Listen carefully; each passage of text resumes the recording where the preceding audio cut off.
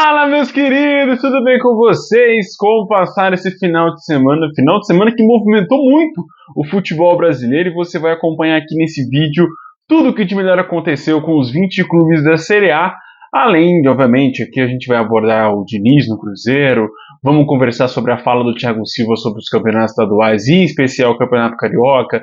Também vamos conversar sobre a vinda de Neymar ao Santos. Sim, finalmente o Neymar vai vir para o Santos e, como você pode imaginar, fica a questão, né? Será que será o suficiente para o Santos permanecer na elite do futebol brasileiro? Lembrando que o Neymar vem de agora, né, fevereiro, a junho, né? Fica aí esses 4 meses jogando no futebol brasileiro.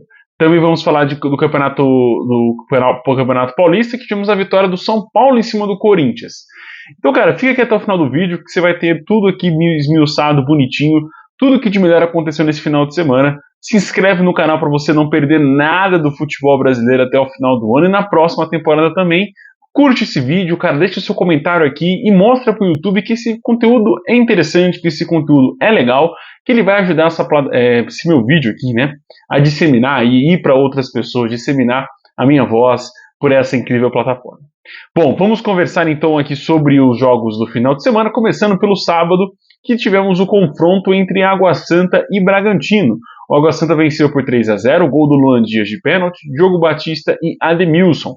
Foi um jogo de massa bruta, realmente teve suas chances de gol, né? Criou para isso, mas não aproveitou. Quando teve a chance, o Água Santa aproveitou essas chances, né? Conseguiu fazer 2 gols no primeiro tempo, isso já encaminhou praticamente essa vitória do Água Santa no jogo. E na reta final, no segundo tempo, conseguiu ainda fazer o terceiro gol com Ademilson.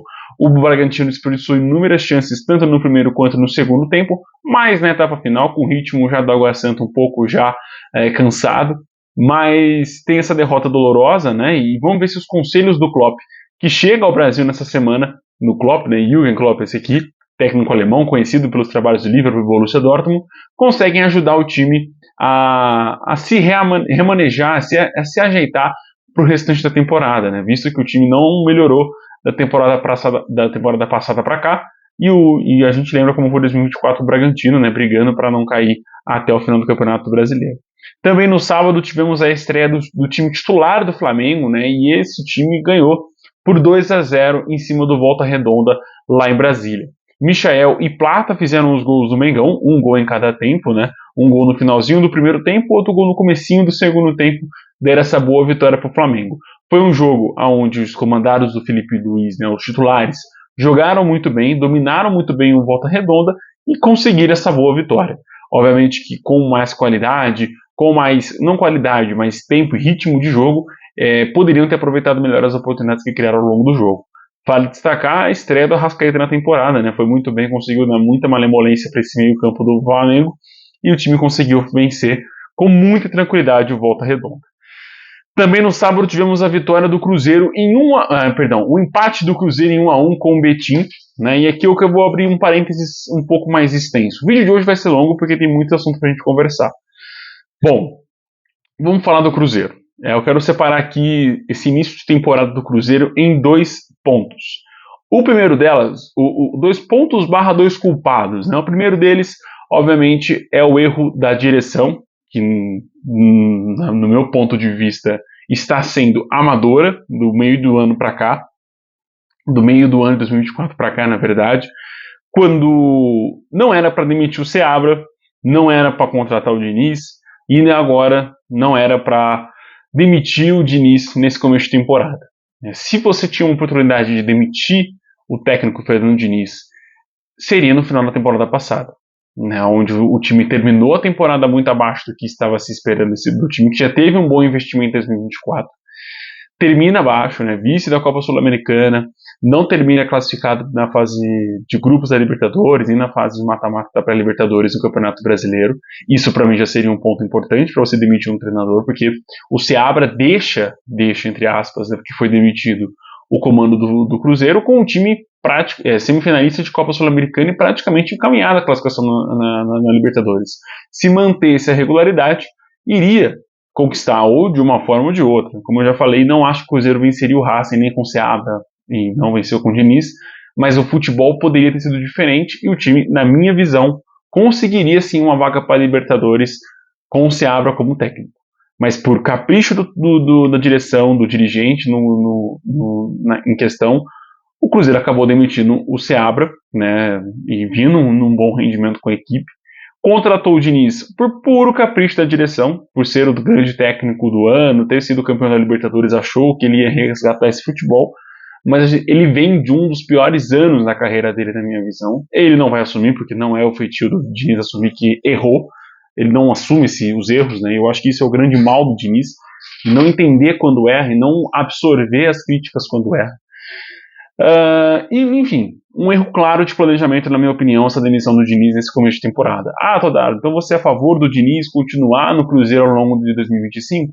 Sim, eu sou. Eu acho que deveria ter continuado, já que começou com o Diniz, terminasse com o Diniz no final do ano, para escancarar o erro de planejamento que a direção do Cruzeiro tomou.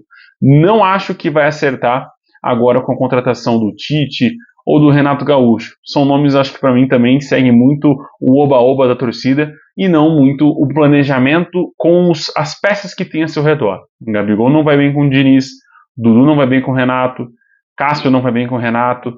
Então são peças, alguns jogadores que não combinam, mas vai contratar por conta de capricho de dirigente. E, enfim, pode dar certo, mas a chance de dar errado é muito alta. Né? Fica esse empate, né? O Betim saiu na frente com o Godorico no primeiro tempo e o Cruzeiro empatou quase que nos acréscimos na reta final do jogo com o Lautaro Dias, aos 42 do segundo tempo, para ser exato. Foi um jogo onde o Cruzeiro até teve mais posse de bola, teve mais chances, mas o Betim foi mortal no primeiro tempo. No segundo tempo, quando o Cruzeiro teve mais chances, o Betim praticamente estava tentando segurar 1-0 e quase conseguiu, né? O gol do Cruzeiro saiu no fim do jogo. Gabigol, Dudu, Eduardo, Fagner, Cássio, Bolassi, muito abaixo do que a gente esperava para esse começo de ano. E o segundo ponto que eu ia comentar com vocês é o entrosamento. Eu acho que não teve tempo hábil para esses jogadores se prepararem à altura para estarem disputando em alto rendimento. Acho que a viagem, no caso do Cruzeiro em específico, a viagem para os Estados Unidos foi falha. Né? Um time que tem muitas peças contratadas, peças que não jogaram juntos na carreira ainda. A gente pode falar de Dudu e Gabigol que nunca jogaram juntos.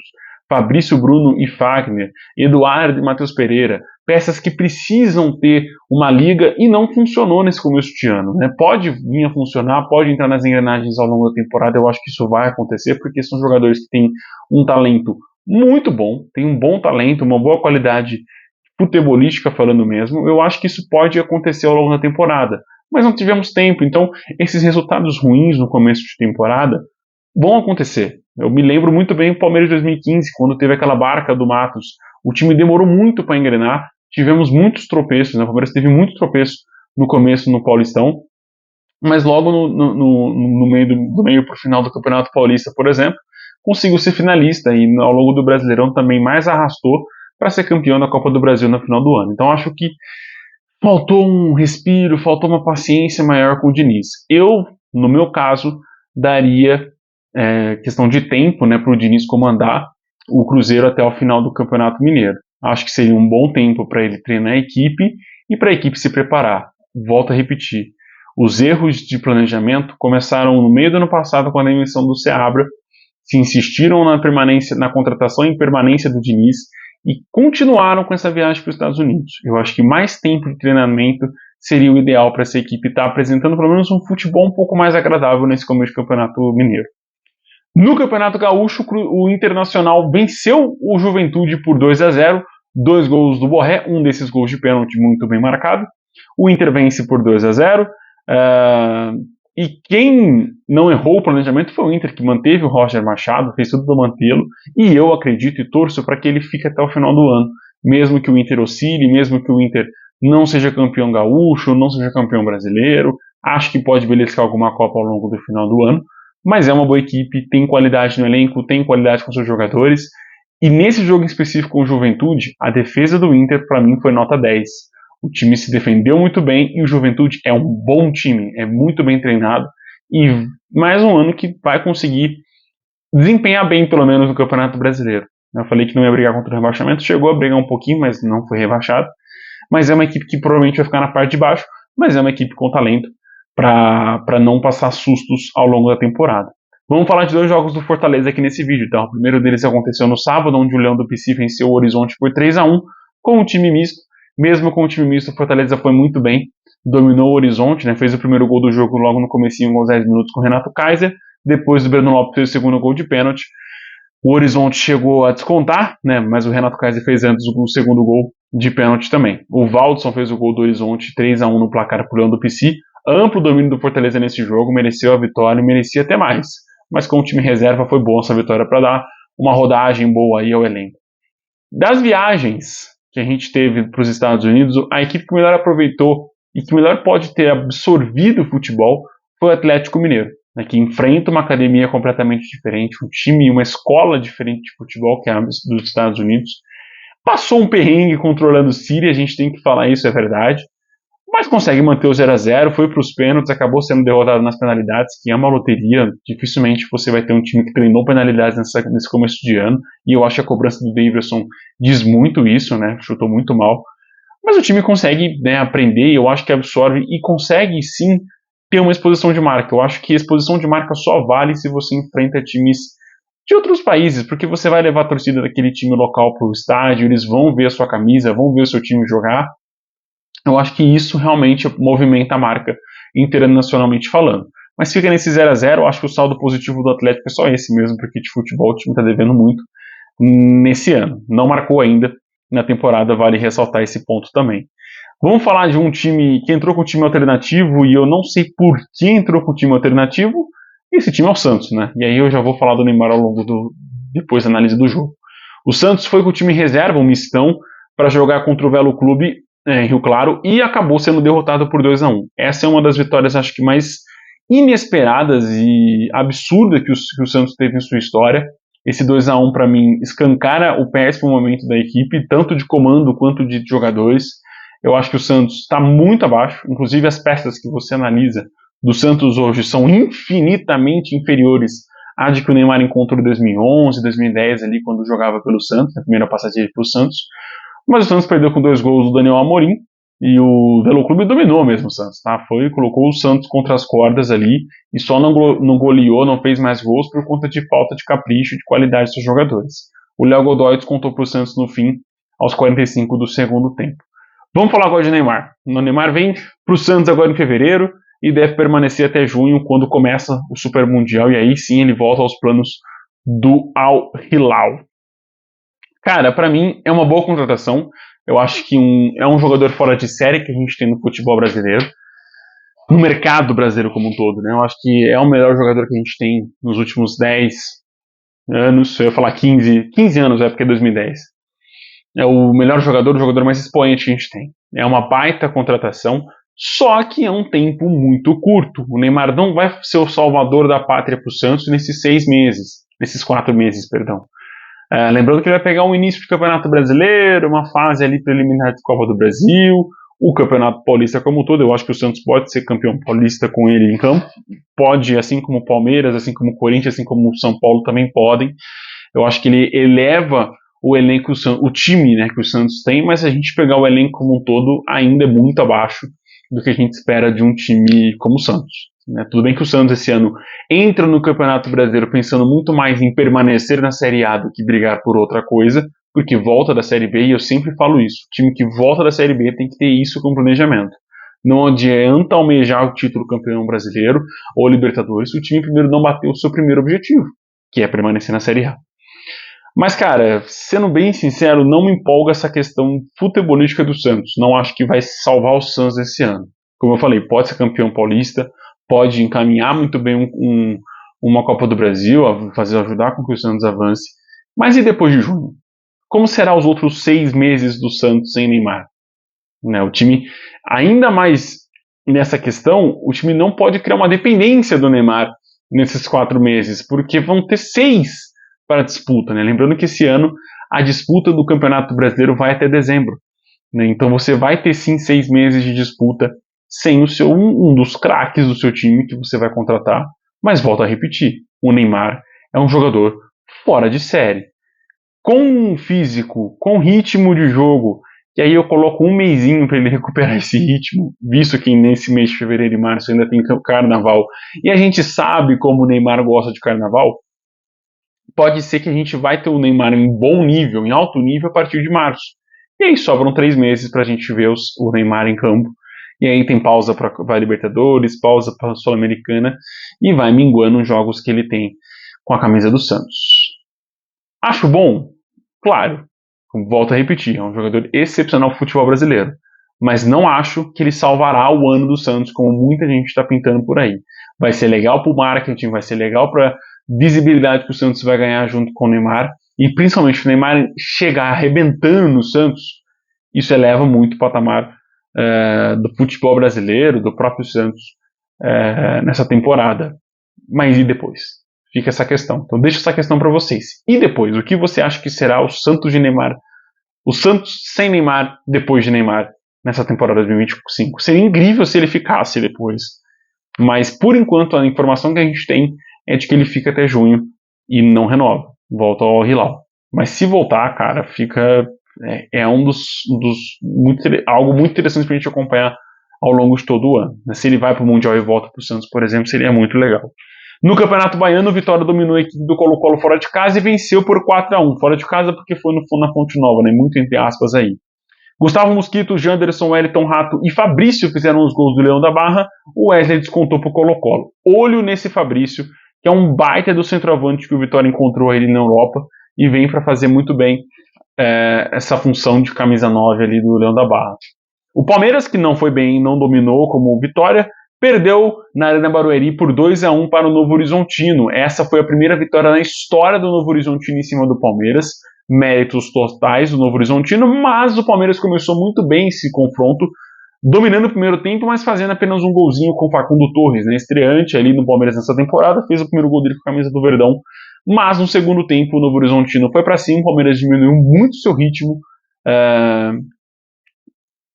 e viu, né, o Novo Horizontino virar o resultado com um gol de pênalti aos 68 com o Pablo Diego e Robson aos 83 minutos do segundo tempo, 38 minutos ele da etapa final, colocando o Novo Horizontino na frente no placar. Um jogo ali que a gente costumeiramente está vendo no Campeonato Paulista, né? Palmeiras e Novo Horizontino repetem jogos quase que todo ano, estão jogando ou fases agudas do Campeonato Estadual ou jogos ali de grupos do Campeonato Paulista. Esses foram os jogos de sábado. Passando para o domingo, temos a vitória bizarra do Mirassol por 2-1 em cima da Portuguesa. Bizarra porque a gente teve erros na defesa da Portuguesa, né, inclusive com um gol contra, né, e um erro absurdo do Muralha que acabou culminando no gol da Portuguesa. Lucas Ramon fez o primeiro gol normal, o único gol normal do jogo. O Alex Silva fez o gol contra a favor do Mirassol e o Jajá aproveitou o vacilo do Muralha e acabou empurrando para as redes do Mirassol. Mas fica esse saldo, né? O Mirassol ganhou mais um jogo, é uma equipe muito interessante de acompanhar nessa pré-temporada, nesses estaduais. E promete muito bem, viu? Promete muito bem, pelo menos na fase de grupos do Campeonato Paulista. Jogo morno no Espírito Santo foi o confronto entre Madureira e Fluminense, 0-0, que rendeu a famosa fala do Thiago Silva, que está rendendo aí cortes e vídeos de análise. Cara, eu concordo com ele, eu acho que o nosso futebol estadual está sendo cada vez mais socateado, está se tornando cada vez mais desinteressante para o torcedor, uma vez que a gente começa a ver serviços de streaming cada vez piores transmitindo esses jogos. E eu quero ressaltar aqui, o canal Gold, o TVE, Premiere, esses canais mais tradicionais, Casé TV, estão dando uma aula para os outros estaduais. Né? O TVE transmite majoritariamente o Campeonato Baiano, o Gold, o Campeonato Cearense, se eu não me engano, o Campeonato Pernambucano, e eu acho que o Campeonato Baiano também, ou não, a Copa do Nordeste. Enfim, Premiere vocês sabem quais transmitem. Enfim, vocês sabem, né, as qualidades que a gente tem nesses canais. O restante, e aí eu volto a ressaltar, a Record ainda não mostrou nenhuma justificativa para a transmissão de jogos, falha muito, mas, enfim, né, fica esse saldo, cara. Eu acho que concordo com ele, né, mas o jogo entre Madureira e Fluminense foi muito abaixo, foi muito morno, muito fraco, e foi sofrido de ver. Pouso Alegre 0, o Atlético Mineiro também 0, foi a despedida do time B do Galo, que segurou muito bem o Rojão, né, não passou feio no Campeonato Mineiro, consegue mais um empate e prepara o terreno para a volta do time titular, que também não está bem, mas o de reservas pelo menos segurando muito bem o Rojão e conseguir esse empate contra o Pouso Alegre fora de casa. No Campeonato Baiano, o Bahia venceu o Porto, né, o primeiro time de Porto Seguro, por 2-0. Quem aí fez as férias, fez a festa do ensino médio em Porto Seguro, hein? Everaldo no primeiro tempo e Eric no segundo tempo, né, estreante nessa temporada também ao favor do Bahia, marcou o segundo gol dele já com a camisa do esquadrão. Fizeram os gols do Bahia em cima do Porto na Fonte Nova, um jogo onde o Bahia sobrou, dominou e mereceu vencer, só não fez mais porque o goleiro do Porto estava inspirado e as finalizações também foram um pouquinho erradas nesse confronto. Central 0, Sport 1 foi o jogo do Campeonato Pernambucano. O Sport com um time misto, né, um mistão ali, bem mistão mesmo, conseguiu a vitória por 1-0, né, segurando a pressão do Central depois do gol do Leni Lobato. Foi um bom jogo, um jogo bem interessante de acompanhar, e fica essa vitória do Sport, que virou líder do Campeonato Pernambucano. No Campeonato Cearense, o Ceará dominou o Ferroviário no começo do jogo, conseguiu fazer 2 gols relâmpagos aos 10 e aos 15, com Lourenço e Fernandinho, respectivamente, mas aos 35 fez um gol contra com o Diego, e aí colocou de novo o Ferroviário no jogo, mas já estava dominado a questão do confronto, e o Ceará conseguiu essa boa vitória fora de casa, como eu falei, foi no Presidente Vargas, que é onde o Ceará também manda seus jogos, pelo menos de campeonato estadual. Boa vitória, né? Vale ressaltar que foi a boa vitória de um clássico regional. Botafogo venceu o Bangu por 2-0 no Campeonato Carioca. Patrick de Paula e Cauê Rodrigues fizeram o gol do Fogão. Jogo esse que marcou também a despedida do time B, né, do time reserva do Botafogo, contra o Lanterna do Campeonato Carioca. Ao contrário do time do Atlético Mineiro, que sai muito bem, né, segurando muito bem o Rodinho, não perdeu ainda no Campeonato Mineiro, o Botafogo se despede desse time reserva com uma questão ali não tão positiva assim. O time não jogou bem quase que nenhum jogo, né, perdeu muitos jogos, está atrás na zona de classificação e o time titular vai ter que correr atrás. Principalmente porque nesse meio de semana tem Botafogo e Fluminense. E o Botafogo e o Fluminense também precisa correr atrás desse resultado para recuperar as forças, obviamente, no campeonato estadual.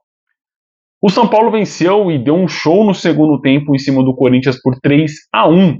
Lucas Moura, Oscar e depois Lucas Moura de novo fizeram os gols do São Paulo e José Martínez fez o golaço a favor do Corinthians. O terceiro gol do São Paulo, o segundo do Lucas, também foi um belíssimo gol.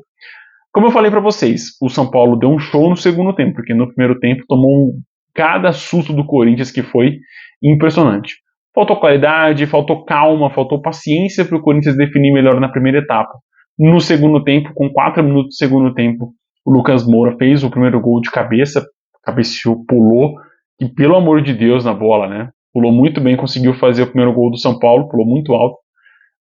Depois, numa falha defensiva do Corinthians ali com o Matheus Bidu e Kaká, acabou sobrando para o Oscar, ele conseguiu fazer o primeiro gol dele do São Paulo, né? No São Paulo, no Morumbi, enfim, teve toda essa questão ali emotiva com o gol do Oscar. E aí sai o gol do José Martínez aos 62 e aos 63 o Lucas desconta numa jogadaça na entrada da área, limpando ali 3 zagueiros para fazer 3-1 para o São Paulo. Méritos totais do São Paulo, que dominou muito bem o Corinthians na etapa final, que teve só essa chance com o José Martínez, que aproveitou, como eu falei, foi um chutaço fora da área, que dificilmente ele vai acertar de novo. Mas, cara, foi um jogaço de clássico mesmo. No primeiro tempo, como eu falei, se não fosse o Rafael, o São Paulo poderia ter saído perdendo na etapa inicial, mas também se fosse um pouquinho mais de capricho do Corinthians, o Corinthians seria marcado na etapa inicial. Mas fica esse resultado, né? Eu acho que não é um trabalho ruim do Corinthians, apesar de ter vencido adversários mais fracos nesse começo de ano, ou que estão passando por alguma crise, no caso do Bragantino. A equipe foi muito bem no primeiro tempo. Eu acho que se tivesse um pouco mais de calma e se não fosse o gol do São Paulo logo no comecinho do segundo tempo, poderia ter criado mais dificuldade para o tricolor paulista. No domingo também tivemos o jogo no Campeonato Gaúcho entre Grêmio e Caxias, onde o Grêmio dominou e venceu com um amplo favoritismo por 4-0. Bright White, Pavon, Monsalve e Edenilson fizeram os gols do Imortal, que ainda contou com a estreia do Quinteiros, né, no comando da equipe na área técnica. Também no domingo, e aí fechando os jogos de domingo, o Vasco venceu por 4-1 a equipe da Portuguesa do Rio de Janeiro. Veguete 2 vezes, Felipe Coutinho e Paulo Henrique fizeram os gols do Vascão e o Joãozinho contou para a Portuguesa do Rio no finalzinho do primeiro tempo. Foi um jogo onde o Vasco dominou no começo, conseguiu fazer 2 gols ali com o Veguete e o Coutinho.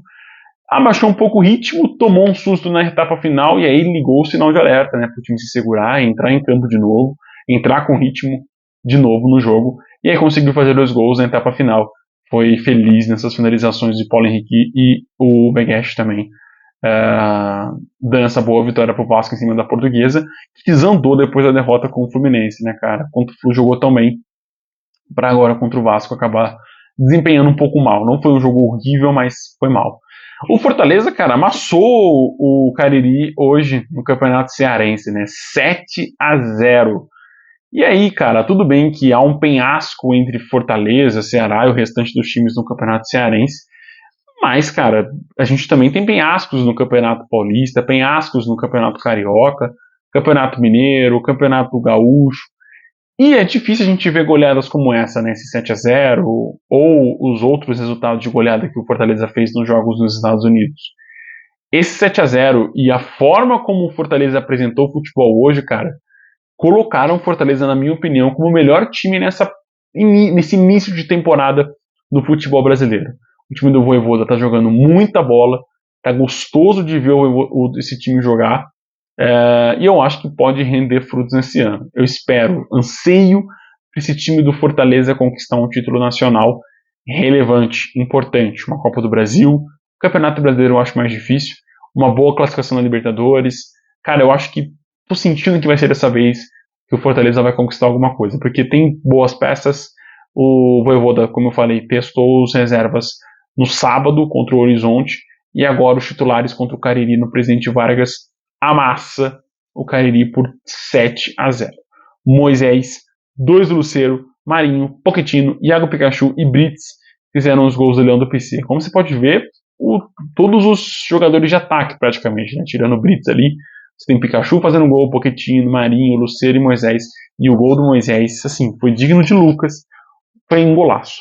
Mas é isso, meus queridos. Pô, se você ficou até aqui no final do vídeo, aos 27 minutos, se inscreve, compartilha com seus amigos, me ajuda, cara, me ajuda a criar engajamento nesse canal, para as pessoas poderem ir e vir assistindo os vídeos aqui do canal, viu? Vou até piso de bigode aqui para vocês, para esse ano. Brincadeira, não vai ser para esse ano, mas por enquanto. Um forte abraço para vocês aí e até o próximo vídeo. Tchau, tchau.